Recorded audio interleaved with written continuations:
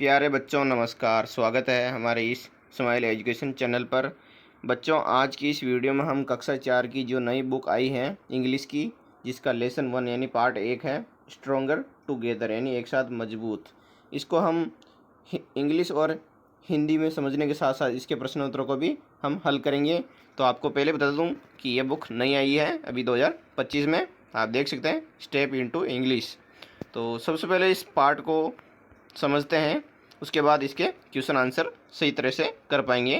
तो if you look around यानी कि आप इधर उधर देखें, you will find some things that are one of a kind यानी कि बहुत सारी चीज़ें ऐसी हैं जो बिल्कुल ही अनोखी हैं। They are unique and difficult to replace, वो अनोखी चीज़ जिनको बदलना बहुत ही मुश्किल है। whereas there are some things that are so many that you can't count, और बहुत सारी चीज़ें ऐसी हैं जिन्हें हमें गिन नहीं पाते हैं, गिन भी नहीं सकते हैं।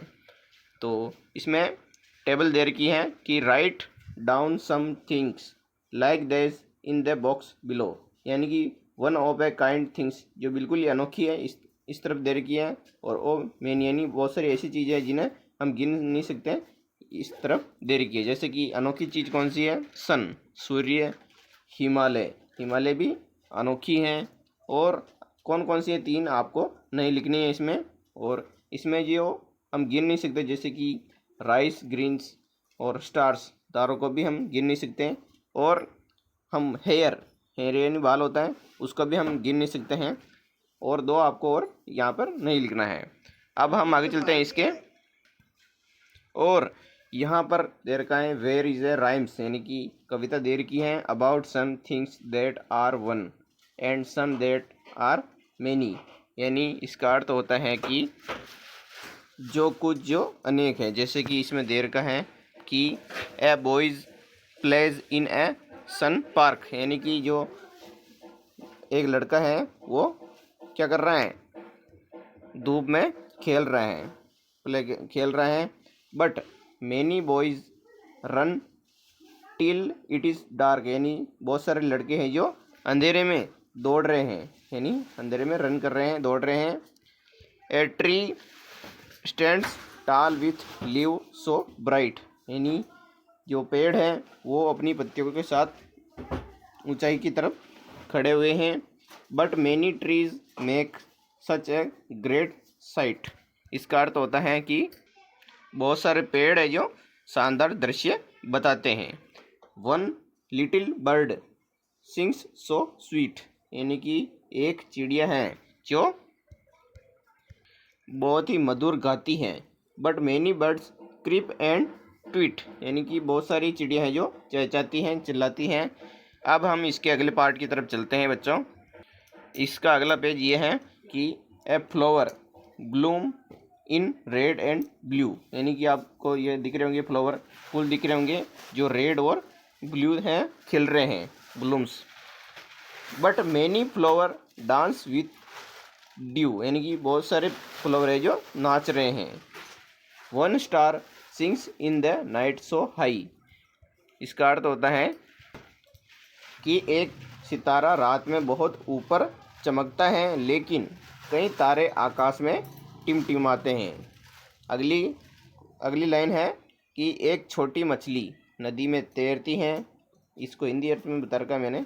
और एक चमकदार, लेकिन कई मछलियाँ चमकती और दमकती हैं। पतंग बहुत ऊपर उड़ती हैं, लेकिन कई पतंगे आकाश को रंग देती हैं। इसका हिंदी अर्थ मैंने अच्छी तरीके से आपको समझाने का प्रयास किया है।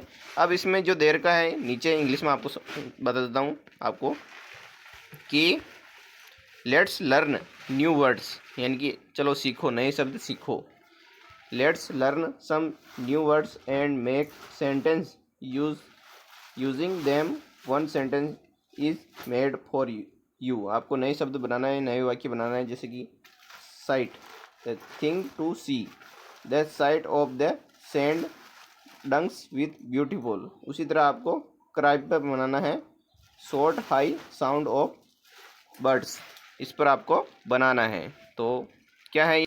इसका हिंदी अर्थ होता है कि पक्षियों की छोटी ऊंची आवाज़। इसमें आपको लिखना है, क्या लिखना है आपको देखना है।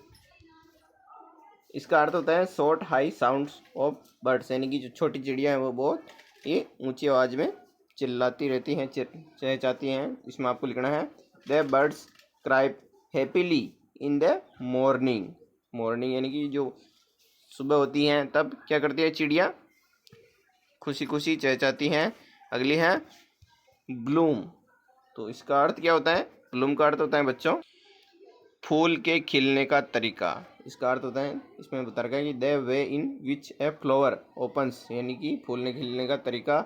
इसमें आपको लिखना है ये वाला सेंटेंस कि द रोज ब्लूम ब्यूटीफुली इन स्पायरिंग। आपको ये वाला लिख देना है। अगली वाले लाइन में लिखना है स्पार्कली टू शाइन ब्राइटली। तो इसमें लिखना है आपको the stars sparkly in the night sky, यानी कि जो तारे हैं वो टिमटिमाते रहते हैं रात को। अगला है पांचवा इसी का कि लीप टू जंप हाई। इसमें आपको सेंटेंस लिखना है कि the frog can leap over the rock easily, यानी फ्रॉग किसको बोलते हैं, मेंढक जो उछलते रहते हैं, लीप यानी।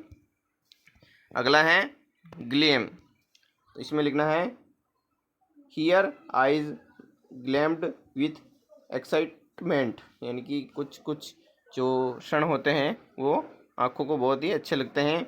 अगला है लेट्स यूज़ डू इट। इसमें what do many boys do in the poem, यानी कि इसमें आपको दिख रहा होगा एक पहला जो इसमें बरका है, आपको क्या करना है, इसमें बी भरना है, रन टिल डार्क करना है। दूसरा है इसी का एबीसीडी वाला कि which word in the poem means to shine brightly, यानी क्या चमकते रहते हैं, तो रात को क्या चमकते हैं। इसका अर्थ होगा सी स्पार्कली। इसका अगला है तीसरा what is the plural of fish in the poem. Plural क्या होगा इसका, इसका होगा फिश होगा, इसका सी हो जाएगा आंसर। चौथा है which pair of word from the poem is सिनोनियम।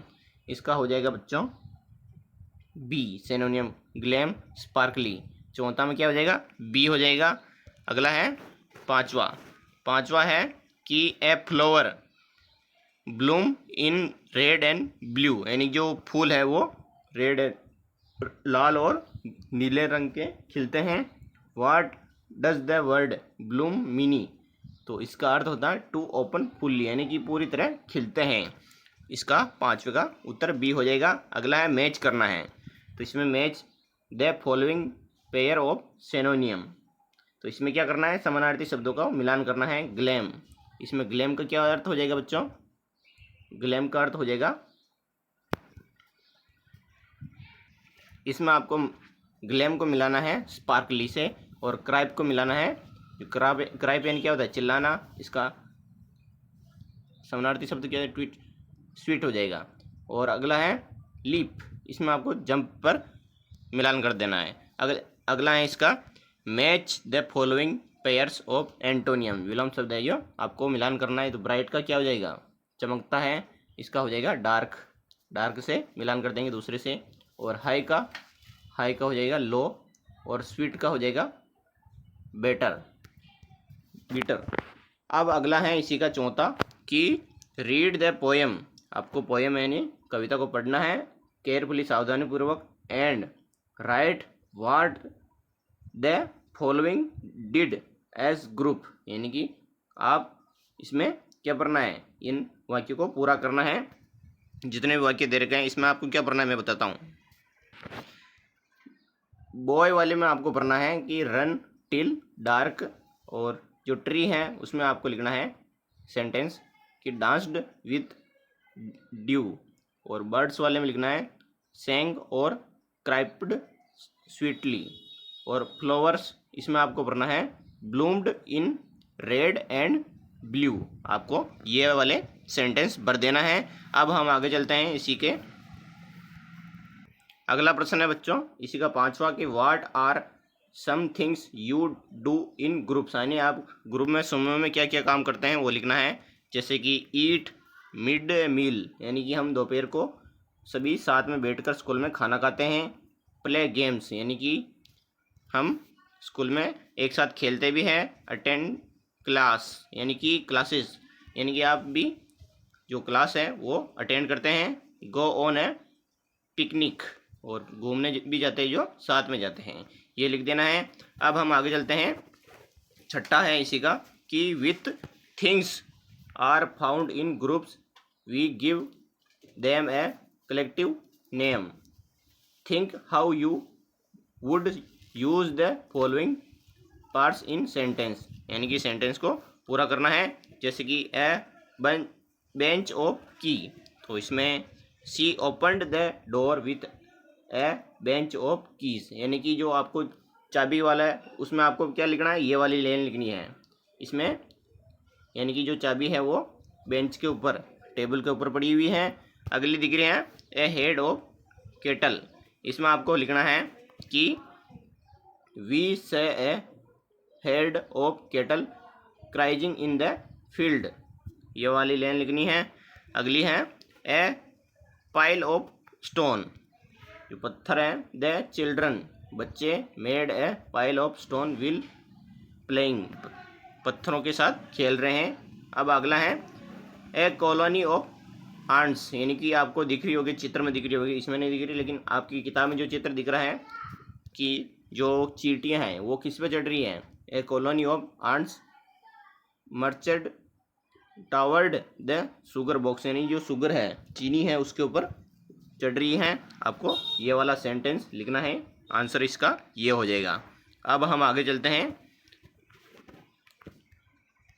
अभी मैंने जो बताया था वो यहाँ पर लिखना था, आपको वो लिख देना था। अब है इसी का छठा कि रीड द फॉलोइंग वर्ड्स यानी कि आपको पहले जो वर्ड है उनको पढ़ना है। Bright, site, here, GH is silent, can you find more word like this. आपको यहाँ पे क्या क्या भरना है मैं आपको बताता हूँ अभी। इसमें आपको बच्चों भरना है जैसे कि ब्राइट पर रखा है, साइट पर रखा है। अब है नाइट, लाइट, फाइट, माइट यानी कि एक समान ध्वनि वाले शब्दों को यहाँ पे लिखना है, आपको यहाँ पे लिख देना है। अब है अगला इसी का सातवां कि arrange the following word in alphabet order.